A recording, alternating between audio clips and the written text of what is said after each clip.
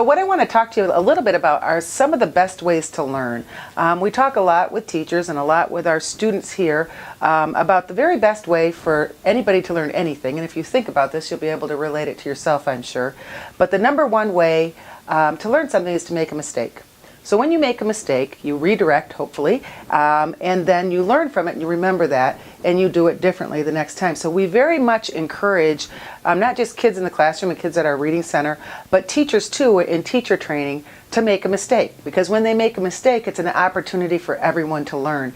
And we've got this ingrained mindset, it seems, of all ages, but definitely school-age kids, that if you are in school, you have to get everything right and you shouldn't make a mistake, which is so interesting. And I say to kids all the time, you know, if you already know everything and you aren't going to make any mistakes, then it wouldn't make any sense to do, go to school or even do life for that matter, because that would make life very boring and nobody knows everything. So we really encourage kids to make a mistake. And adults, for that matter. And we tell teachers when they're going to train in EBLI, if you're not making mistakes, you're most probably not doing EBLI, because it's a very big paradigm shift and it's a change for them. But teachers have a very large amount of anxiety around that too. So making mistakes is the number one way to learn. Another one that's very, very important and helps you to learn really well is to discover. So you think of a 2-year-old playing and they're discovering. They do a lot of discovering and figure things out on their own. I think of my little niece who at 1.5 years was trying to put a key, maybe a year, a key in a little car thing, and she took the longest time, but she figured it out on her own. Now, she had a lot of adults around her who wanted to tell her what to do and how to do it, but she wanted to figure it out on her own.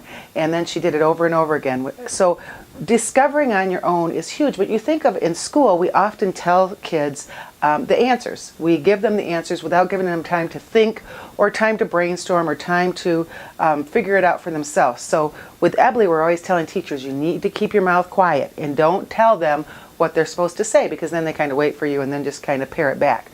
So discovery is one of the very best ways to learn. The third best way to learn is to teach somebody else. Now you think about something you know how to do. You may know how to do gymnastics or play basketball or skateboard or program computers for that matter. Read, okay? So something that you do well, but then think about trying to teach somebody else how to do it.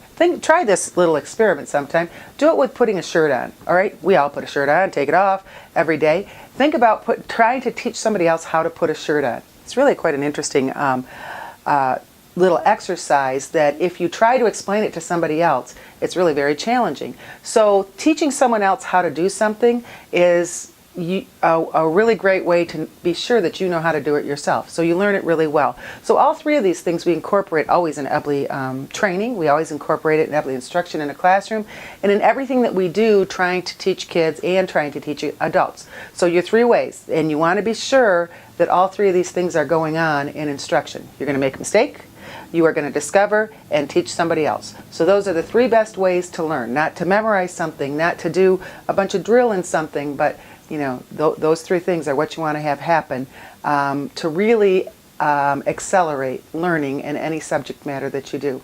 Also doing it multi-sensory in a hands-on way, using as many of the senses as possible.